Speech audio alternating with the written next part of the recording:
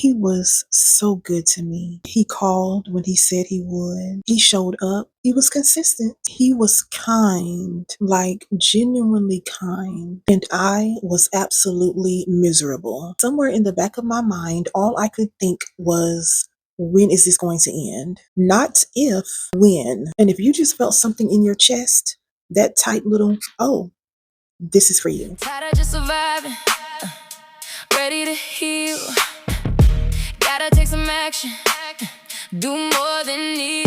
I kept blaming. Let's just jump right in. So I want to challenge something you may have heard or even believed about yourself. The narrative around anxious attachment is always, you love too much, you're too needy, you're too sensitive, you're too intense, baby girl, you're just too much. That's a lie, and I need you to hear that before we go any further. You don't have anxious attachment because you love too much. You have it because somewhere along the way, probably early, probably from someone who was supposed to be safe, your nervous system learned that love doesn't stay. Your body didn't make this up.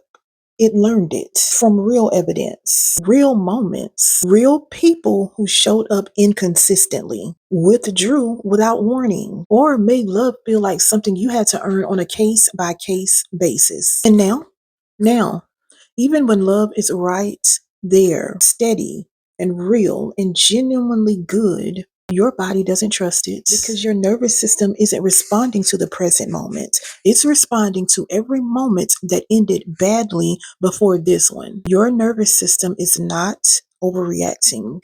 It's over remembering. There is a difference, and that difference does matter. Because see, one means that you're broken, and the other means that you're human. And I need you to know which one you actually are. So let me explain what happens in the body when you grow up or when you're an adult in a relationship where love is inconsistent.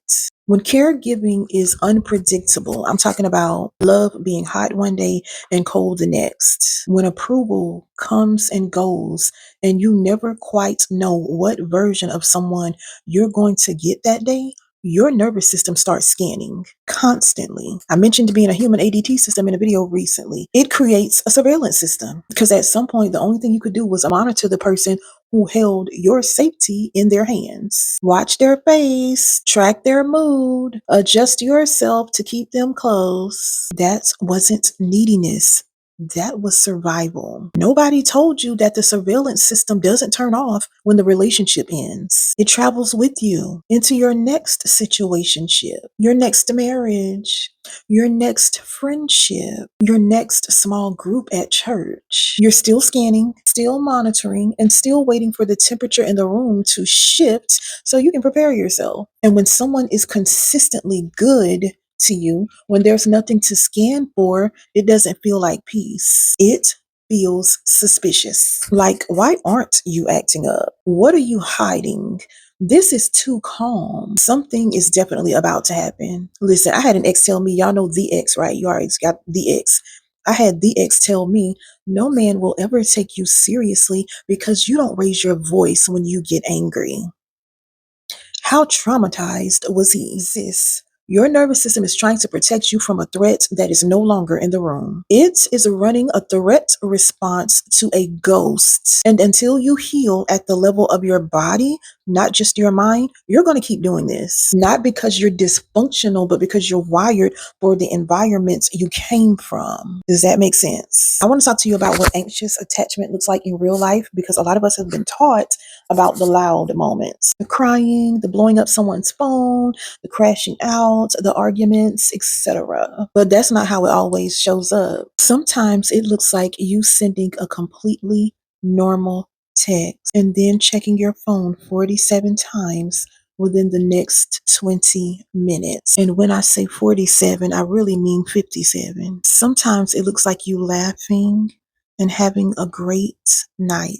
And the second the other person goes quiet, you spend the rest of the night trying to diagnose what you did wrong. Sometimes it looks like you being so easy, so low maintenance, so unbothered. Not because you're secure, but because you learned a long time ago that having needs made people leave. The last one is a sneaky one.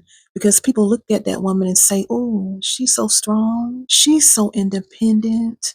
She doesn't need anything from anybody. And what she actually is a woman who stopped asking because asking wasn't safe. I feel that last one so heavy. Don't know who it's for, but baby, somebody watching this, a woman specifically, that last one was for you. You're not low maintenance. You've made yourself that so that he doesn't leave you. That's not independence. That is self-abandonment dressed in a blazer or a maxi dress, a bikini, whatever you're choosing to wear today. And there's another pattern I want to name because this one keeps women stuck in the wrong situations for years. The chemistry problem. When you have anxious attachment, you often mistake intensity for intimacy. You mistake someone keeping on your toes for someone who's worth keeping. Your nervous system is familiar with unpredictability. It knows that rhythm. It's been in that dance before. So when someone is consistently available, consistently kind, and consistently warm, it feels boring. It doesn't have the charge, the pull. And so many women walk away from genuinely good men. That or they cheat on them, but that's a whole nother video. Or genuinely good friendships, or genuinely good opportunities, good seasons, because there's no chaos to manage. And the absence of chaos doesn't feel like peace. It just feels like nothing. What if the spark that you've been chasing your whole life is just your nervous system recognizing a familiar kind of pain? Think about that.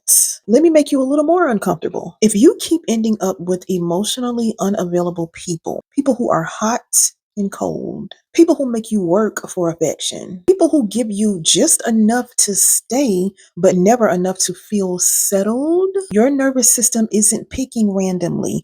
It's picking familiarity. And familiarity is not always the same as safety. Familiarity. Y'all know I have a hard time pronouncing some words. Sometimes familiarity is just the known version of pain, and the brain will choose a familiar pain over unfamiliar peace every single time until you teach it something different. And here's the part that's really hard to hear. Some of the most activating relationships you've ever been in weren't with abusive, overly toxic people. They were with almost safe people. People who were 70% good. People who most of the time showed up and then would go cold, get critical, go distant, or do just enough to keep you on edge. Because when someone is inconsistent, your nervous system doesn't conclude that this person is unsafe. It says, I need to work harder. So you try harder. You give more. You explain yourself better. You dumb yourself down. Let me just go and shrink myself. You make it easier for them to stay. And somewhere in there, you stopped being a person and you became a project. Your own project. Trying to engineer someone's love for you. Baby, that is exhausting as. I'm tired for you right now. In this moment, I need a nap after this video. Now, I want to add something for my saved women that's watching this because I know some of y'all sitting here thinking, but I prayed about this. I've asked God to send me the right person. I've written it down and I've declared it. Praise the Lord. Listen, I believe every single bit of that, but I need you to know that you cannot pray your way out of a pattern that your body is still running. God can send you the most faithful, secure, healthy man on this planet, and your nervous system will sabotage it. Not because you don't love God and not because your faith is weak, but because healing doesn't happen only in the spirit. It also happens in the body.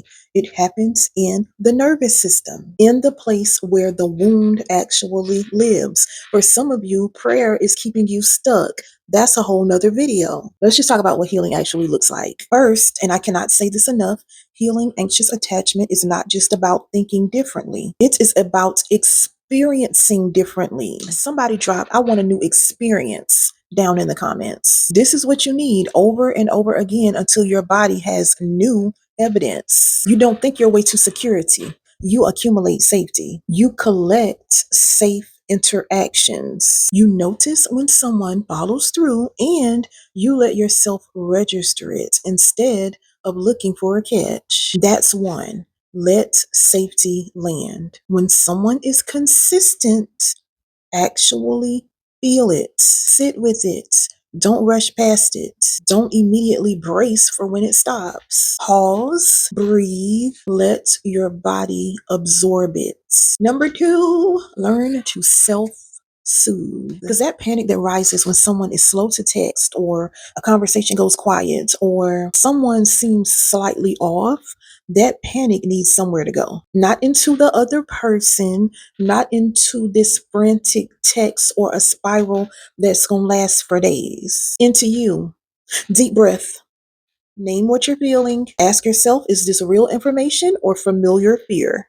Three, girl, I'm gonna need you to grieve the original loss. Because underneath most anxious attachments is grief. Grief for the parent who was inconsistent or absent. The childhood that didn't feel safe. The version of yourself that learned to make herself small to earn love. You are allowed to be sad about that. You are allowed to grieve that you had to parent yourself through things that nobody parented you through. That you learned to read a room before you learned to read a what? A book. You made yourself easy to love so that people would stay. That little girl deserves better, and so does the woman she became. And finally, get support. A therapist, a coach, a program, a community, some people you can practice being known with. Because, and I don't care how hard you all try to do this, you cannot regulate a nervous system in isolation. Healing is relational. Stop listening at these people that tell you they don't need nobody. You don't need nobody. I don't need nobody. Look at my success. Look at all that I've done, all that I've accomplished. And it's just me. I ain't got no friends. I ain't got no family. Stop listening at those people. I'm telling you, they are just beautiful, successful, wealthy, trauma Barbies walking around. Healing is relational. It happens in relationship. You cannot logic your way out of a wound, but you can heal your way out of a pattern. Here's what I know about the woman that's been watching this video. You've done the research, you've listened to the podcast, you've journaled, you've prayed, you've read the books, and some of you all have been on healing retreats, and you still feel it. This low hum of anxiety in relationships. You're just waiting for something to go wrong. There is an inability to fully exhale when love is actually good to you. You don't need more information. You need integration. Now, this is normally where I would plug the Clarity Reset, but before you even jump into that, I just want you to do something simple. Sign up for my Halfway Healed Challenge. The link is in the description. The challenge is June 22nd through the 26th. I made it super affordable. 5 days on Zoom with me. If you decide to upgrade and get VIP, you're going to get a private call with me after the challenge is over. Even VIP is affordable. It's only for the women who are serious about their healing, women who are serious about their mental, emotional, physical, and spiritual health, women who are tired of putting themselves on the back burner, women who are tired of making themselves small so a man or another individual, male or female, can feel big. Sign up for the challenge. Subscribe to my channel. Leave a comment and tell me what resonated with you the most. Leave a pink heart. Leave a white heart. Leave your favorite color heart. I know I'm not talking to myself because I know what I felt during this video. Okay, so I love you all, and I will see you in the next one. I kept blaming heaven for what still bled in me, but the bruises had a name and they came from deep, so I let it surface.